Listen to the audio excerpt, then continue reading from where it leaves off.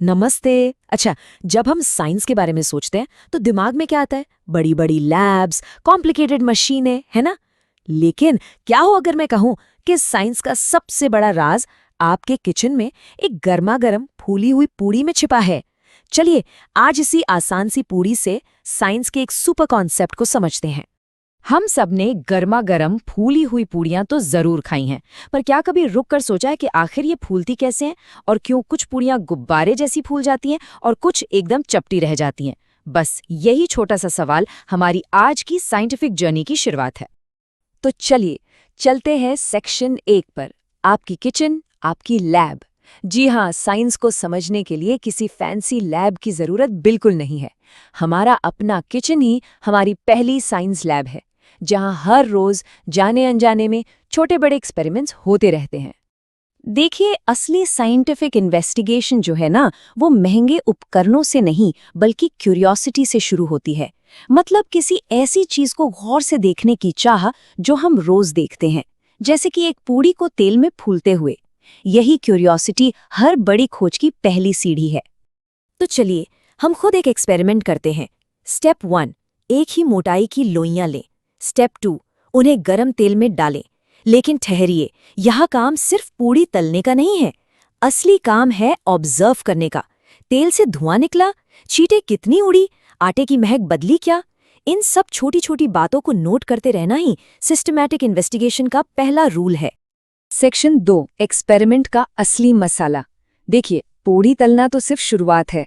एक एक्सपेरिमेंट का असली मजा, उसका असली मसाला प्रोसेस में नहीं बल्कि उसके बाद दिमाग में उठने वाले सवालों में होता है। और देखिए, जैसे ही हम एक एक्सपेरिमेंट खत्म करते हैं, दिमाग में नए सवाल आने लगते हैं। जैसे, क्या ताजे आटे से बनी पूड़ी बेहतर फूलती है या फ्रिज में रखे हुए आटे से?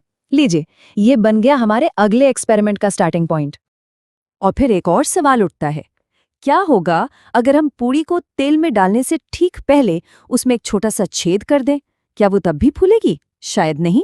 देखा आपने, एक ऑब्जर्वेशन कैसे दूसरे सवाल को जन्म देती है। ये इसका एक परफेक्ट एग्जाम्पल है। और आखिर में यही तो साइंस है, चीजों को देखना, उन पर सोचना और फिर क्यों और क्या हो अगर जैसे सवाल पूछना। यही छोटे छोटे सवाल ही साइंस की उस विशाल इमारत की नींव है जो क्यूरियोसिटी पर टिकी है। सेक्शन 3, पूड़ी से पूर्णिमा तक। अब देखते हैं कि किचन का ये सिंपल सा पूरी एक्सपेरिमेंट कितने बड़े साइंटिफिक आइडियाज से जुड़ता है। चलिए, पूड़ी से पूर्णिमा तक का सफर तय करते हैं। यही है इस पूरी बातचीत का यूरेका मोमेंट। सोर्स मटेरियल में एक जबरदस्त बात लिखी है। ये बिल्कुल वही तरीका है जिससे सभी साइंटिफिक एक्सपेरिमेंट्स सिंपल से लेकर सबसे कॉम्प्लिकेटेड तक किए जाते हैं।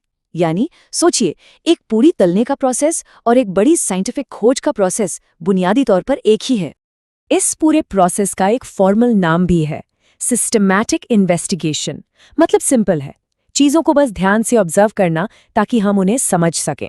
इससे फर्क नहीं पड़ता कि हम एक पूड़ी को फूलते हुए देख रहे हैं या पूर्णिमा के बाद चांद को घटते हुए। मेथड एक ही है, केयरफुल ऑब्जर्वेशन।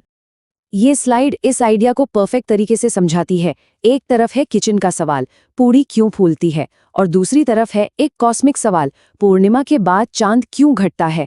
सवाल चाहे छोटा हो या बड़ा, जवाब का रास्ता एक ही है, केयरफुल ऑब्जर्वेशन। सेक्शन 4, साइंस का सिंपल फॉर्मूला। तो इस सब से हमारा टेक अवे क्या है? हमने मिलकर साइंस का एक बहुत ही आसान सा फॉर्मूला ढूंढ लिया है। तो याद रखिए, साइंस कोई रॉकेट साइंस नहीं है। साइंस बस आपकी क्यूरियोसिटी यानी जिज्ञासा और उस जिज्ञासा से पैदा होने वाले ढेर सारे सवालों का जोड़ है। तो अगली बार जब भी मन में किसी चीज को देखकर सवाल आए कि ऐसा क्यों, तो समझ जाइएगा कि उस पल एक साइंटिस्ट की तरह सोच रहे हैं। तो अगली बार जब किचन में जाएं या आसमान में चांद को देखें, तो अपने अंदर के साइंटिस्ट को जगाना मत भूलिएगा। सवाल पूछें, ऑब्जर्व करें और दुनिया को एक नई नज़र से देखें। Happy investigating.